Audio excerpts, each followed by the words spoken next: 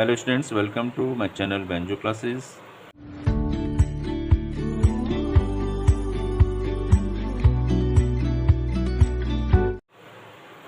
इस वीडियो में हम डिस्कस करेंगे class 10th chapter 7 control and coordination के एनसीईआरटी की बुक के क्वेश्चन आंसर्स। तो 119 पेज पे उस क्वेश्चन से लिखे हुए देखिए, what is the difference between reflex action and walking. First question है रिफ्लेक्स एक्शन एंड वॉकिंग। तो अगर आपने पिछली वीडियोस देखी हैं जिसमें सभी चीज़ें डिस्कस की गई थी, तो व्हाट इज़ रिफ्लेक्स एक्शन, इनमें डिफरेंस पहले तो आप यहीं पे देखिए कि this is automatic very rapid and spontaneous.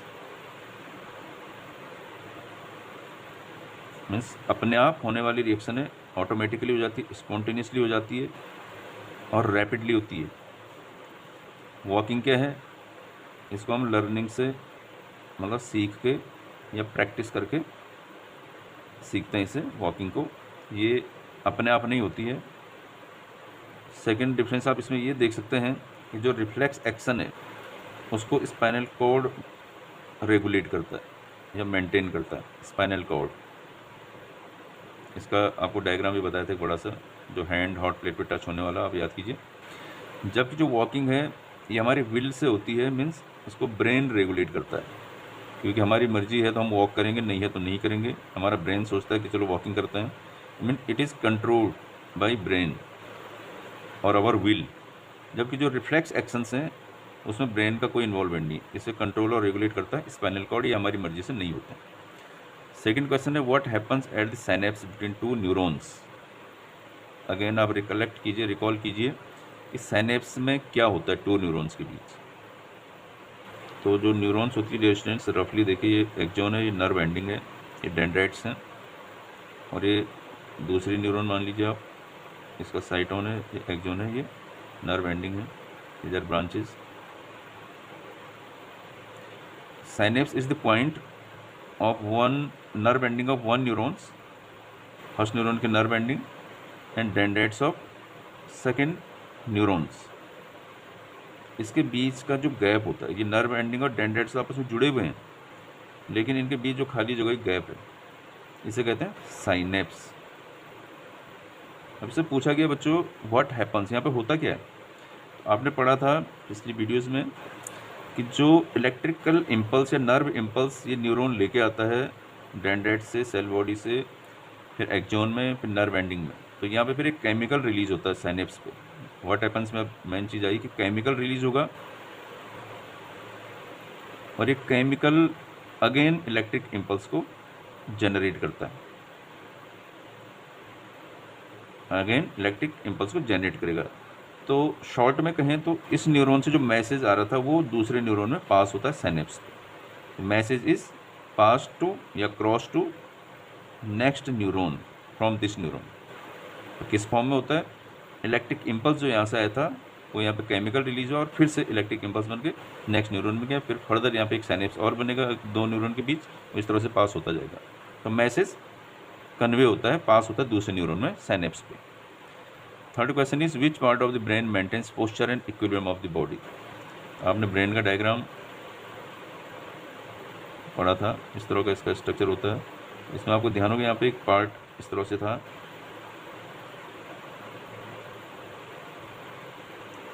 एक फ्लावर लाइक स्ट्रक्चर देखोगा, this is called cerebellum. Cerebellum, तो this is the second largest part of our brain which maintain the posture and equilibrium of the body. हमारी body को जो balance बनाना है, जो precision maintain करना होता है, हमारा पोस्चर सीधा होगा, किस तरह से होगा, या इक्विलिब्रियम बैलेंस को ही कहते हैं, वो सारी चीज़ें सेरेबेलम मेंटेन करता है बॉडी में। तो इसका आंसर हो गया cerebellum. Fourth question is how do we detect the smell of an agarbatti, यानी इंसेंस स्टिक की जो स्मेल है उसे हम कैसे डिटेक्ट करते हैं। अगेन देखिए, अगरबत्ती की स्मेल आपने देखने की किस तरह से पास होती है। तो इसमें फिर से न्यूरॉन आएगा, क्योंकि अब चैप्टर कंट्रोल कोऑर्डिनेशन का है तो नर्वस सिस्टम काम इसमें कर रहा है। Neuron is the basic unit. अगरबत्ती के लिए आपको कुछ रिसेप्टर्स बताए थे, उनमें से अगर आपको याद है जस्टेटरी, सेकंड आपको ध्यान होगा ऑल्फैक्टरी, और एक है ऑडिटरी। तो जो ऑल्फैक्टरी रिसेप्टर्स हैं ये तो टेस्ट के लिए होता है जस्टेटरी, ऑल्फैक्टरी होता है स्मेल के लिए, एंड ऑडिटरी होता है हियरिंग के लिए। तो हम यहाँ पे किसकी बात करें, अगरबत्ती है तो अगरबत्ती की क्या होगी, स्मेल होगी। यहाँ पे ना तो टेस्ट होगा इसका, ना तो हियरिंग होगी। अगरबत्ती को ना तो सुनना है ना तो टेस्ट करना है, स्मेल की बात हो रही है। तो स्मेल के लिए जो रिसेप्टर है दैट इज़ ऑल्फैक्टरी रिसेप्टर्स। तो जो ऑल्फैक्टरी रिसेप्टर्स होते हैं हमारी नोज़ के अंदर क्या होंगे, ऑल्फैक्टरी रिसेप्टर्स होंगे।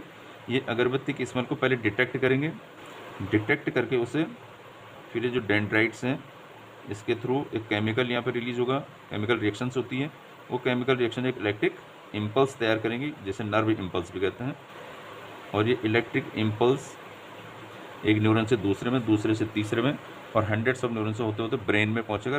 ब्रेन में जो ऑल्फैक्टरी लोब है, इन सभी के सेंटर होते हैं ब्रेन में। तो ऑल्फैक्टरी लोब की जो सेल्स होंगी, मसल्स होंगी ऑल्फैक्टरी लोब्स की, वहाँ पे जो लास्ट न्यूरॉन होगा उसकी नर्व एंडिंग्स उस इलेक्ट्रिक इम्पल्स को यहाँ पे पहुँचा देंगे, और ब्रेन में ऑल्फैक्टरी लोब इसे रिकॉग्नाइज करेगा कि ये अगरबत्ती की स्मेल है।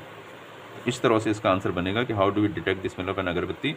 अगरबत्ती की स्मेल को न्यूरॉन ने डिटेक्ट किया रिसेप्टर के बाद, वो नर्व इम्पल्स के फॉर्म में ब्रेन तक पहुँचा। ब्रेन में जो ऑल्फैक्टरी लोब है उसने इसको रिकॉग्नाइज कर दिया कि ये कौन सी स्मेल है। तो ये पूरा इसका रास्ता आपको तैयार रखना है। एंड लास्ट क्वेश्चन है, फिफ्थ क्वेश्चन इसमें, what is the role of the brain in reflex action. तो रिफ्लेक्स एक्शन आपको ध्यान होगा, इसके लिए भी एक हल्का सा डायग्राम देखिए। यहाँ पे आपने पढ़ा था कि हैंड है, यहाँ पे कोई हॉट प्लेट टच होगी, यहाँ से जो रिसेप्टर ने इसे रिसीव किया स्किन पे, उसको सेंसरी न्यूरॉन लेके गई। यहाँ पे आपने पढ़ा था कि स्पाइनल कॉर्ड होता है, स्पाइनल कॉर्ड से ये रिले न्यूरॉन, ये जो सेंसरी न्यूरॉन है यहाँ पर रिले न्यूरॉन के पास पहुँचाएगी मैसेज को, रिले न्यूरॉन फिर इसे मोटर न्यूरॉन पर पहुँचाएगा, मोटर न्यूरॉन वापस इसे हैंड की मसल्स तक पहुँचा देता है। तो ये तो था रिफ्लेक्स एक्शन। अब इसमें आप देखिए कहीं पे ब्रेन आपको दिख रहा है कि ब्रेन का भी कोई रोल है, नहीं दिख रहा ना। तो there is no any role of brain in reflex action. Brain का सिर्फ ये रोल हो सकता है कि जो ये रिफ्लेक्स एक्शन हुआ, यहाँ पे जो इंसिडेंट हुआ आपके साथ, इसको ब्रेन तक भेजा जरूर जाता है जस्ट फॉर मेमोरी। ये पूरा रिफ्लेक्स एक्शन हो जाएगा, प्रोसेस तो यही होगी, सेंसरी न्यूरॉन, रिले न्यूरॉन, फिर मोटर न्यूरॉन इफेक्टर के पास है, इफेक्टर की वजह से जो मसल्स हैं, हैंड अलग हो गया हॉट प्लेट से, फिर इस मैसेज को ब्रेन में भेजना है मेमोरी के लिए, ताकि फ्यूचर में ब्रेन इसे स्टोर कर दे कि ऐसा कुछ आपके साथ हुआ था। अदरवाइज रिफ्लेक्स एक्शन में कोई रोल ब्रेन का नहीं है। नेक्स्ट क्वेश्चन देखिए, नेक्स्ट क्वेश्चन है पेज नंबर 122 पे हैं। यहाँ को मैं क्वेश्चन बताता जाता हूँ, व्हाट आर प्लांट हार्मोन्स। तो प्लांट हार्मोन्स क्या होते हैं बच्चों, तो जो प्लांट हार्मोन्स एक तरह से केमिकल्स हैं, ऑर्गेनिक कंपाउंड्स, ऑर्गेनिक सब्सटेंसेज आप उन्हें कह सकते हैं। Plant hormones, these are organic compounds, means chemical एक तरह से, ऑर्गेनिक कंपाउंड भी केमिकल होते हैं। और ये करते क्या हैं प्लांट हार्मोन्स बॉडी में, ये ग्रोथ में हेल्प करते हैं। ये दो फिजियोलॉजिकल जो प्रोसेस होते हैं प्लांट की बॉडी में, उसमें हेल्प करते हैं प्लांट हार्मोन। तो what are plant hormones, these are organic compounds and help in growth of the plant, growth, cell division जो आपने पढ़ा था, इवन सेल इनिबिटर्स भी, ग्रोथ इनिबिटर्स भी होते हैं जो ग्रोथ को रोकते हैं। तो ये इनके फंक्शन है। तो आपने बताना ये ऑर्गेनिक कंपाउंड है और इनके फंक्शन लिखने प्लांट हार्मोन्स के। How is the movement of leaves of the sensitive plant different from the movement of A shoot towards light. आप यहाँ पे देखिए क्या पूछने की कोशिश की जा रही है। सेंसिटिव प्लांट से क्या मतलब यहाँ पे आप गैस कर सकते हो, सेंसिटिव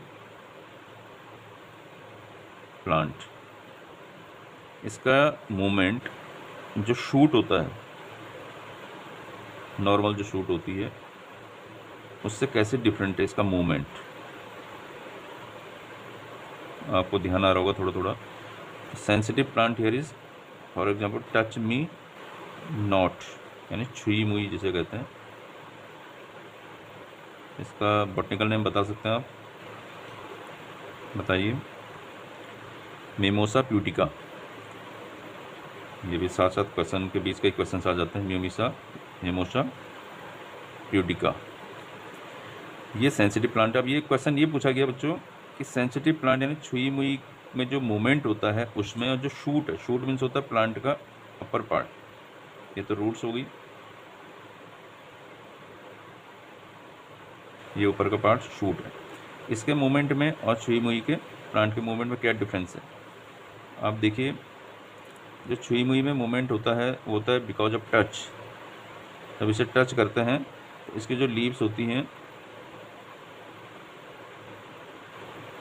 ये बिल्कुल ड्रूप्स हो जाती हैं, मतलब मुरझा जाती हैं। जैसा आप इसे टच करते हैं तो ये मुरझा जाती है।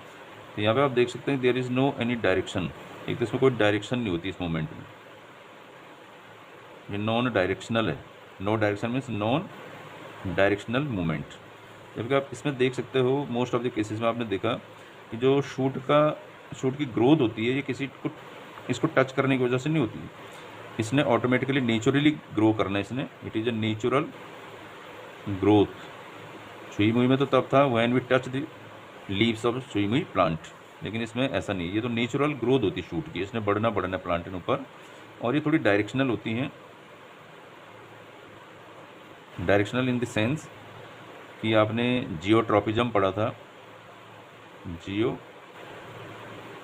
तो जियोट्रोपिज्म में क्या होता है, ग्रेविटी की वजह से, ग्रेविटी की डायरेक्शन के अकॉर्डिंग जो ग्रोथ होती है। तो जो रूट्स हैं ये तो ग्रेविटी की डायरेक्शन में जाती हैं, जो शूट है वो ग्रेविटी के अगेंस्ट जाता है, बल्कि हैं दोनों जियोट्रोपिज्म। तो ये डायरेक्शनल है, ये नॉन डायरेक्शनल है, ये टच करने की वजह से होता है, ये नेचुरली ग्रोथ होती है। तो ये पॉइंट आपको कुछ ध्यान में रखना है यहाँ पे। सेकंड थिंग ये भी इसमें डिफरेंस और भी कि स्टिमुलस की वजह से है, ये बिना इसमें स्टिमुलस नहीं है, सिर्फ स्टिमुलस है बट डायरेक्शनल स्टिमुलस है, और इसमें टच वाला स्टिमुलस है जो डायरेक्ट स्टिमुलस आप कह सकते हैं।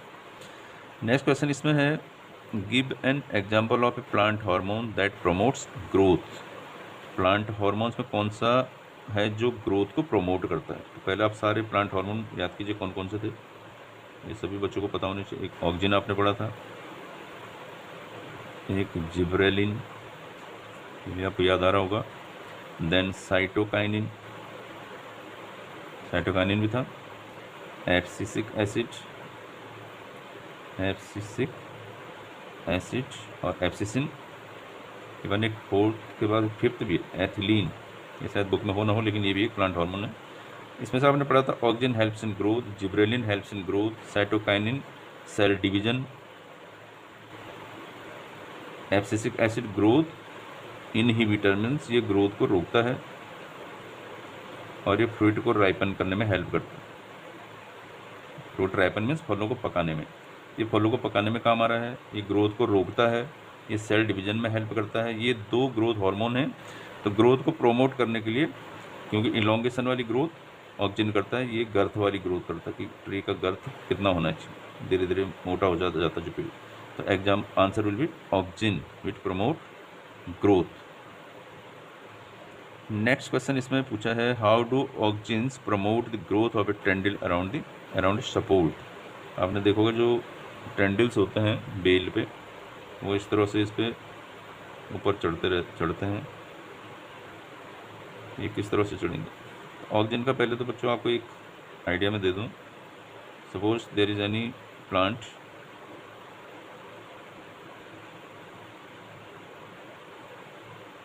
इसकी फंक्शनिंग इस तरह से होती है, if we cut its side parts, अगर हम इसके साइड के पार्ट कट कर दें, it will grow in length, ऐसे इलोंगेशन में लंबाई में बढ़ेगा। And if we cuts its top part यानी shoot part, top shoot, it will grow in side wise, फिर ये साइड से बढ़ता है।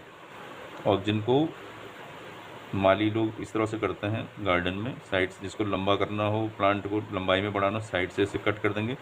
अगर इसकी चौड़ाई में बढ़ाना हो फेंसिंग के लिए तो फिर उसके टॉप को कट कर देते हैं, क्योंकि ये टिप्स पे ही होते हैं ऑक्सिन हार्मोन जो है। इसमें भी जब ये सपोर्ट है, यहाँ पे कोई बेल आती है, इस तरह से टेंडल आता है, तो इसमें भी ऑक्सीजन होता है यहाँ पे। तो ये ऑक्सीजन क्या करता है, हेल्प करता है इसको आगे बढ़ने में। लेकिन जब टेंडल को चढ़ना होता है, जैसे ही इसके टच में आएगा, इसके इस साइड ऑक्सीजन ज़्यादा, ऑक्सीजन इस तरफ शिफ्ट हो जाएगा। जब बैक साइड को शिफ्ट हो जाता है ऑक्सीजन, तो जब यहाँ पे शिफ्ट होगा तो यहाँ पे ग्रोथ ज़्यादा बढ़ जाती है, जिसके पुश की वजह से फिर ये इधर को टर्न होना शुरू कर देता है। फिर जब यहाँ पे आएगा तो फिर इस तरफ ग्रोथ होगी, फिर अगेन इसको पुश करेगा इसके टच की हेल्प से। दो फैक्टर हैं, कि टच में है, दूसरा ऑक्सीजन थोड़ा बैक साइड ग्रोथ करेगा ताकि आगे को पुश हो सके टर्न वाइज।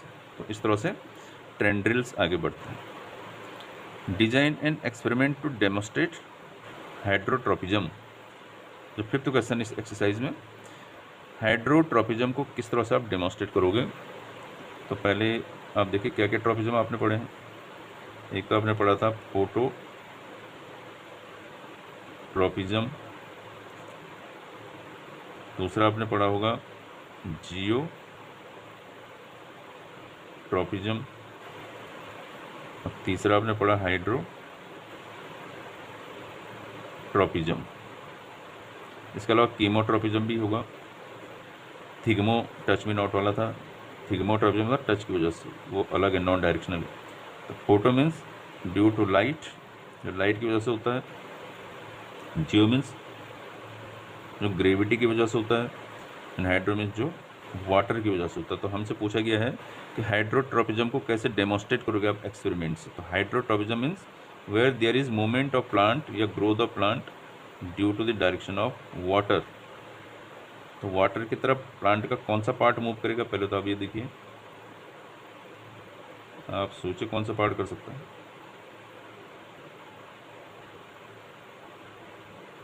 ऑब्वियसली रूट्स, ये रूट्स हैं। सपोज हमने किसी प्लांट को ओपन में किसी उसमें रख दिया, इसके नीचे से ब्रेक कर दीजिए ताकि रूट्स बाहर आ सकें। इसके पॉट में रखिए जो सैंड हो, जिसमें सारा का सारा सैंड मतलब रेता है। सैंड मीन्स ड्राई, सैंड पूरा ड्राई होता है। रूट को क्या चाहिए होता है, वाटर चाहिए ग्रो करने के लिए, फोटोसिंथेसिस के लिए। तो ये रूट उस तरफ को डाइवर्ट होना शुरू होंगी, मूव करना स्टार्ट करेंगे जिस तरफ को वाटर होगा। तो यहाँ पे आपने वाटर किसी पड्डल में या किसी ऑब्जेक्ट्स में रखा जो पोरस हो, जो हल्का हल्का इधर रिस्क आ रहा हो, अदरवाइज रूट को पता नहीं चलेगा कि किस तरफ वाटर है। तो this is water placed here, यहाँ पे पानी रखा हुआ है। तो ये पोरस पॉट बनाना आपने, पोरस में जिसमें छेद हो, जिससे थोड़ा थोड़ा पानी बाहर निकल रहा हो। तो ये वाटर जब आएगा इस तरफ को, तो ये रूट डिटेक्ट कर लेंगे कि इस तरफ कहीं वाटर है। तो रूट का जो मूवमेंट होगा ये इस वाटर की तरफ को होगा। This can be an experiment to demonstrate the hydrotropism. इस तरह से आप बता सकते हैं कि रूट हाइड्रोट्रोपिज्म में वाटर की तरफ किस तरह से मूव कर रही है। तो इसमें आज इस वीडियो में आज इतना ही बच्चों। तो इन्हें ध्यान से स्टडी कीजिए, प्रैक्टिस कीजिए इन क्वेश्चन आंसर्स को। Thanks for watching video, thank you.